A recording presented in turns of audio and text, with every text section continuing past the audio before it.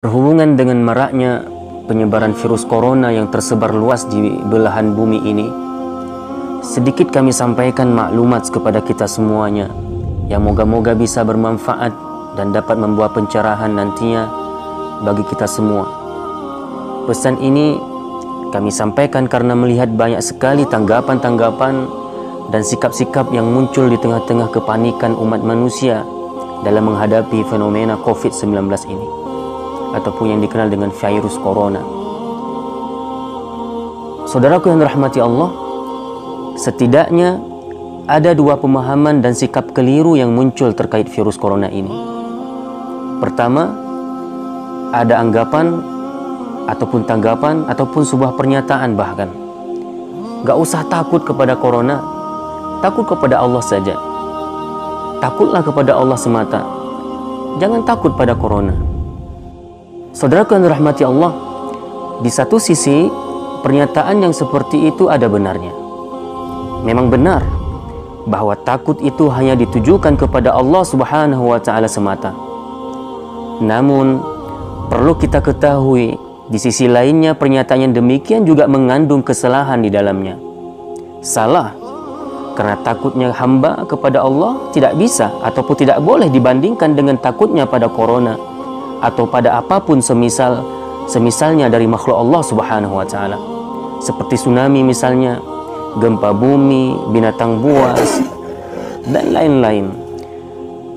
Pernyataan seperti barusan sama juga dengan menyatakan gak usah takut pada tsunami. Kalau ada tsunami gak usah lari, takut kepada Allah Subhanahu wa Ta'ala semata. Pasrah aja kepada Allah, gak usah takut dengan tsunami, gak usah lari. Gak usah takut pada gempa bumi. Kalau terjadi gempa bumi, nggak usah lari, pasrah aja. Toh kalau mati pun itu urusan Allah Subhanahu wa Ta'ala.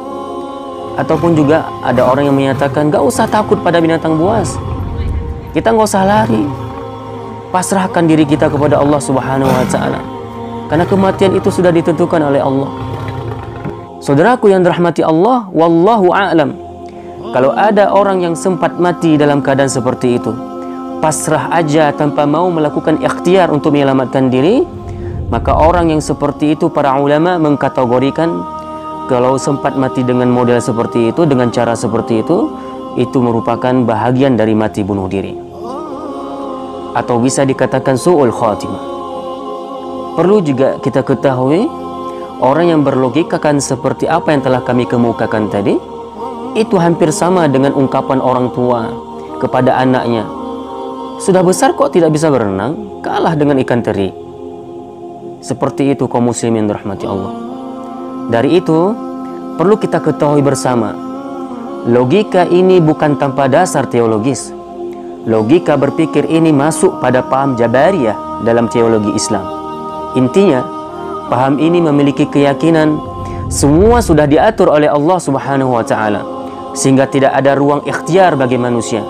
Manusia hanya menjalani nasib saja. Saudaraku yang dirahmati Allah, ada juga yang kedua, pemahaman yang keliru ataupun sikap keliru dalam menyikapi corona ini. Dengan keluar sebuah pernyataan misalnya, virus corona sangat berbahaya, manusia harus berikhtiar, usaha mencegah penularannya. Pernyataan ini benar. Kemudian dari itu banyak yang berikhtiar menggunakan masker misalnya, mengisolasi diri di rumah, menjaga jarak dari keramaian.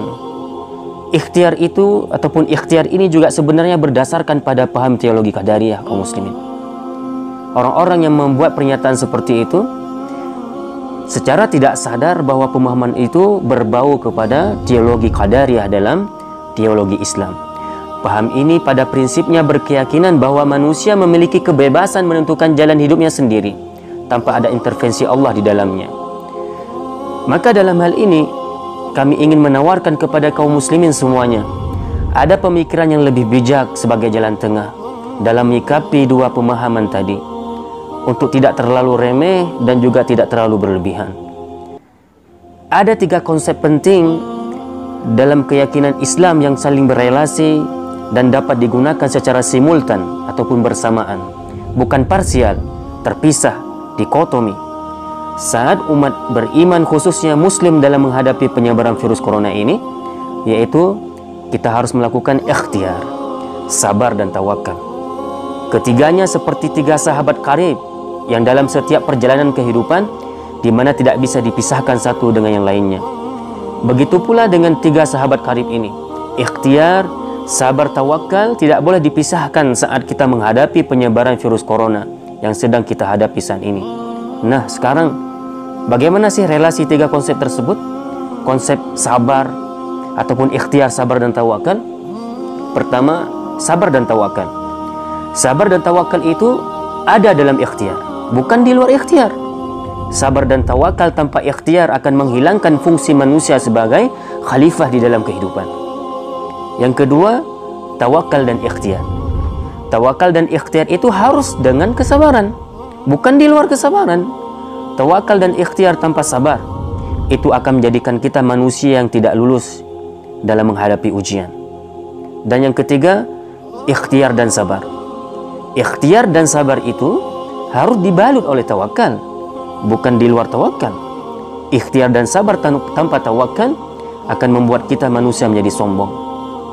Dalam hal ini juga kami ingin menawarkan dua solusi kepada kita semuanya, kaum muslimin dimanapun berada, di mana kami menganggap dua solusi yang akan kami tawarkan ini merupakan solusi yang sangat penting di antara solusi-solusi yang ada. Pertama, jalanilah kehidupan dengan mempraktekkan pola hidup Islami. Dari itu, kami mengajak kepada saudaraku semuanya, kembalilah kepada aturan Al-Quran was Sunnah dengan mendalami, mempelajari bagaimana semestinya kita jalani kehidupan ini. Pelajari bagaimana pola makan yang benar, pelajari bagaimana pola pergaulan yang benar, kebersihan yang benar.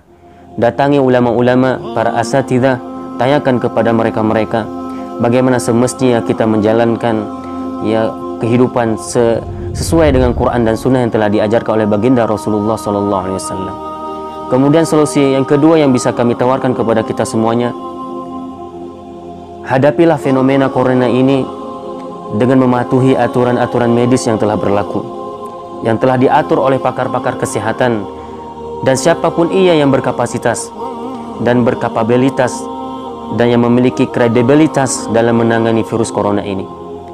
Semoga kita semuanya dilindungi oleh Allah Subhanahu wa taala dari segala keburukan dunia dan keburukan akhirat.